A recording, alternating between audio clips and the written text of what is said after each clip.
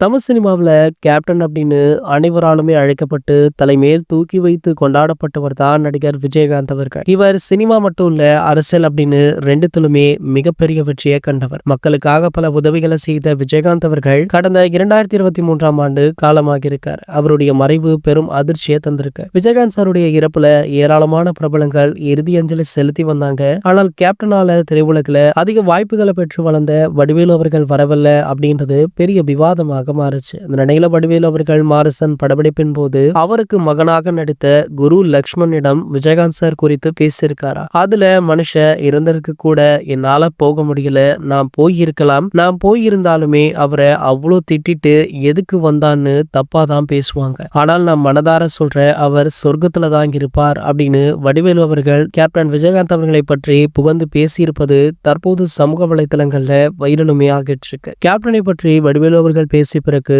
அவருக்கு பட வாய்ப்புகளுமே குறைஞ்சது. அத பின்னர் பாத்தீங்கன்னா தற்போது மீண்டுமே கம்பேக் கொடுத்திருக்காரு. வரிசையாக பல படங்கள்ல கமிட் ஆகி நடிச்சிட்டு இருக்காரு. அண்மையில கூட மாரிசன் படம் வெளியாகி நல்ல வரவேற்பை பெற்றது. இதனடுத்து கைவசம் கிட்டத்தட்ட 4-5 படங்கள்ல வச்சிருக்காராம். சோ அத்தனையுமே பெரிய டைரக்டருடைய படங்கள் அப்படின்றதுனால கண்டிப்பாக மீண்டுமே வடிவேலு அவர்கள் தமிழ் சினிமாவில் ஒரு கலக்குவார் அப்படின்னு ரசிகர்களுமே எதிர்பார்க்கிறாங்க. இது போன்ற செய்திகளை பற்றி நீங்க உடனே தெரிஞ்சுக்க நம்மளுடைய சேனலை மறக்காம சப்ஸ்கிரைப் பண்ணிக்கோங்க.